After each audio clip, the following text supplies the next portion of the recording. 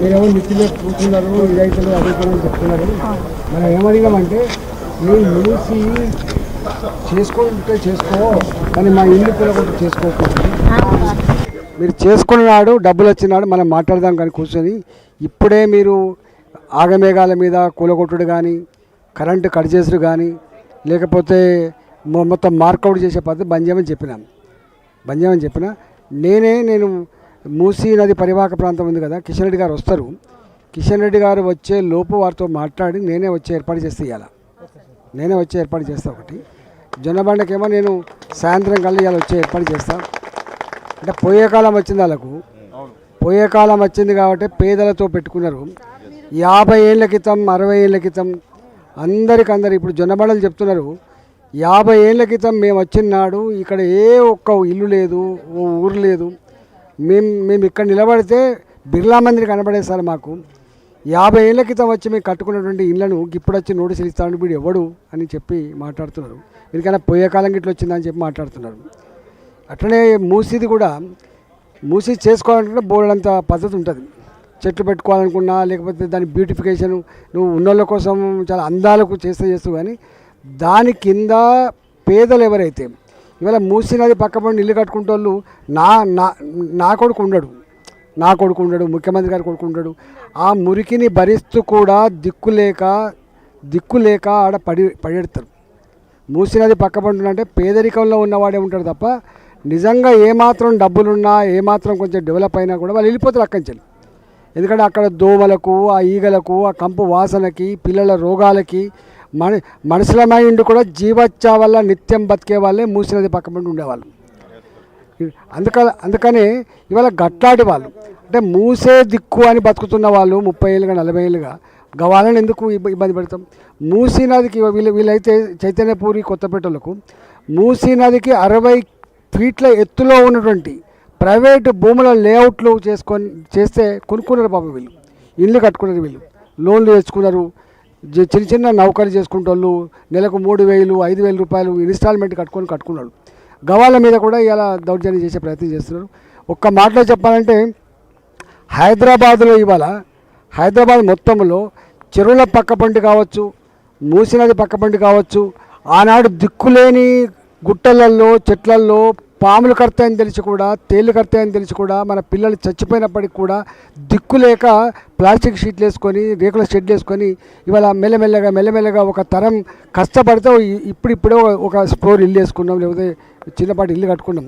ఇవాళ 50 ఏళ్ళ తర్వాత ఈయన మొత్తం పేదలందరినీ తీసేస్తా ఇట్లనే ఆనాడు వాళ్ళ సంజయ్ గాంధీ కూడా గిట్నే చేసాడు. టర్కమెన్ గేట్ అని చెప్పి ఢిల్లీలో మారుతి కంపెనీ కోసం ఆనాడు ఢిల్లీలో ఉన్నటువంటి మొత్తం పేదల ఇల్లు కూలగొట్టిండ్రు, అట్లనే పోయిండ్రు.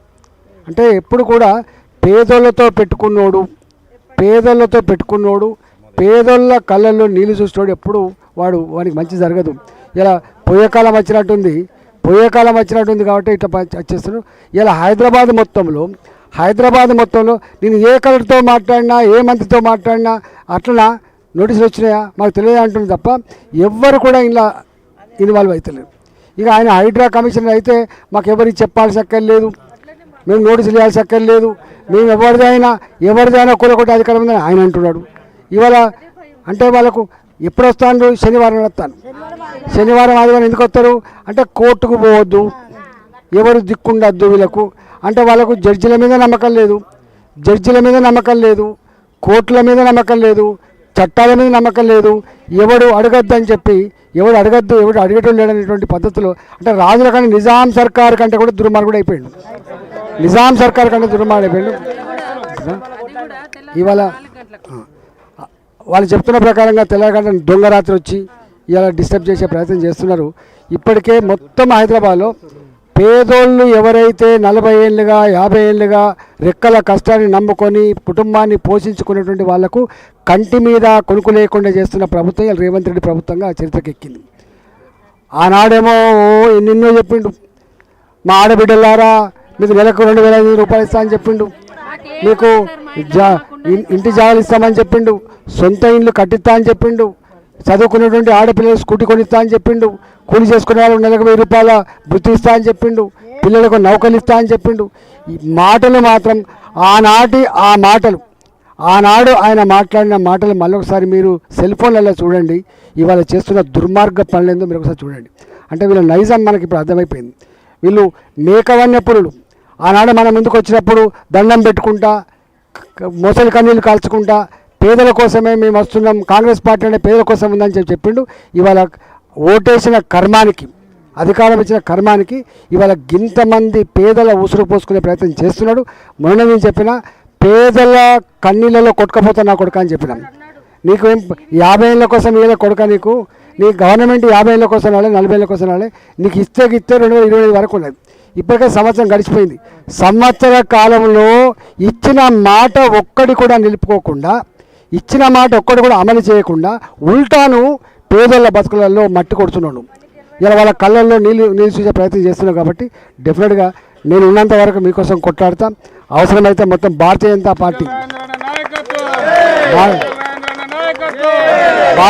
పార్టీ మొత్తం పార్టీ మీకు అండగా ఉంటుంది.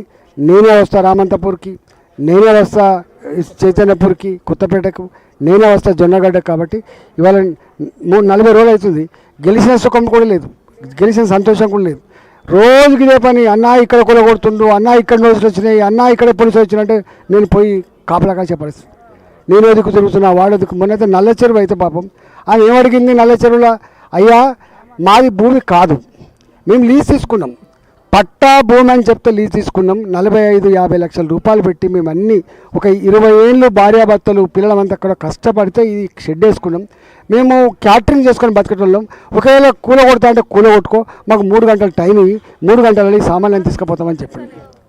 ఒక ఆమె ఇక్కడ గగనపాలలో నా కొడుకు క్యాన్సర్ ఉంది, నేను నీళ్ళ ప్యాకెట్లు అమ్ముకొని బతుకుతా, నీళ్ళ ప్యాకెట్లు అమ్ముకొని బతుకుతా, నాకు ఇది తప్ప నాకు మార్గం లేదు, నాకు ఎవరు లేరు, నేనే పెద్ద నా ఇంట్లో అని చెప్పి ప్రాధేయపడి కాళ్ళ మీద పడ్డప్పటికి కూడా కనికరించకుండా ఆమె మొత్తం పీకేసాడు. ఒక ఆయన అయితే నా కంపెనీ మిషన్లు చాలా కాస్ట్లీ మిషన్లు సార్, నేను ఒకవేళ నువ్వు టైం ఇయ్యి, నాకు 2 రోజులు టైం ఇయ్యి, 3 రోజులు టైం తీసుకుంటా అంటే ఆ మిషన్ల మీద కూడా షెడ్లు కూలగొట్టింది సరిపోక మిషన్ల మీద కూడా డోజర్లకి తొక్కిచ్చి శత్రువులు ఎట్లయితే కష్టం చేస్తారో గట్టడి పని చేసింది. అంటే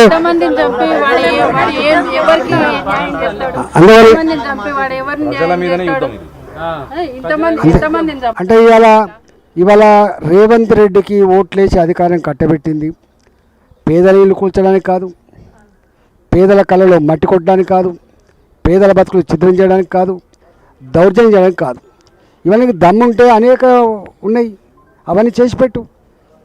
ఇవాళ మీకు తెలుసా అమ్మ, దవాఖానాల్లో పనిచేసేటువంటి చిన్న స్టాఫ్ ఉంటే చూసినా, చిన్న ఉద్యోగులు స్వీపర్లు కావచ్చు, 6 నెలలు అయితే జీతాలు రాక, 6 నెలలు గవాళ్ళకు జీతాలు ఇచ్చే దమ్ము లేదు నీకు. నువ్వు జీతాలు లేవు. ఊర్లలో సర్పంచులుగా, ఊర్లలో వార్డు మెంబర్లుగా, ఊర్లలో ఎంపీటీసీలుగా ప్రభుత్వాన్ని నమ్మి పెట్టుబడి పెట్టి పనులు చేస్తే వాళ్ళకు 3 ఏళ్ళు అవుతుంది పైసలు దాకా. 60 మంది సర్పంచులు ఆత్మహత్య చేసుకున్నారు. నేను ఈ మధ్య కాలంలో మళ్ళీ 5 మంది సర్పంచులు ఆత్మహత్య చేసుకున్నారు. అంతకుముందు ఇదే రేవంత్ రెడ్డిపై సర్పంచులారా మీరు తిరగబడండి, మీరు రోడ్ల మీదకి రండి అని చెప్పిండు. అదే రేవంత్ రెడ్డి ఇవాళ కూడా 3 సంవత్సరాలతో బిల్లు ఇవ్వలేదు. సర్పంచులు 2 లక్షలు 3 లక్షలు. నాకు మొన్న ఒక ఆమె లక్ష్మి అని ఫోన్ చేసింది, సార్ నేను దసరా లోపు కనుక డబ్బులు రాకపోతే నేను సూసైడ్ చేసుకొని చచ్చిపోతా అంటుంది ఆమె. వార్డు మెంబర్ నేను, నమ్మి పనిచేసిన నేను అని చెప్పి ఇవాళ ఆ లక్ష్మి నాకు ఒక ఉత్తరం పంపించింది. గిట్లా పైసలు దాదాపు వేల కోట్ల రూపాయలు పనిచేసిన వాళ్ళకు ఇవ్వడానికి పైసలు లేవు నీ దగ్గర, జీతాలు ఇవ్వడానికి పైసలు లేవు నీ దగ్గర. ఇక లంచం ఇస్తే తప్ప బిలియన్ పరిస్థితిలో ఉండి ఇంకా మూసినదిపేట 1,00,000 కోట్ల రూపాయలు పెట్టి కడతా అంటే ఇక నువ్వు బట్టలు లేవు మనకు కానీ బంగారం కొనిస్తా అని చెప్తున్నా అంటే ఇక అర్థం చేసుకోవాలి. బట్టలకు ఎంత వాల్యూ ఉంటుంది, బంగారానికి ఎంత వాల్యూ ఉంటుందో ఒక గట్లా ఉన్నారు వీళ్ళు. అందుకనే ఈ ప్రభుత్వం రేవంత్ రెడ్డి ప్రభుత్వం మన ఉసురు పోసుకోవడానికే వచ్చినట్టుగా కనబడుతుంది ఇవాళ. అందువల్ల నేను వస్తా, అవసరమైతే పార్టీ పరంగా ఇందిరా పార్క్ దగ్గర ధర్నా పెడదాం, అవసరమైతే ఎక్కడికంటే అక్కడికి వస్తాం. కాబట్టి మీరు ఆందోళన పడకుండా ఉండాలని చెప్పి కోరుతున్నా.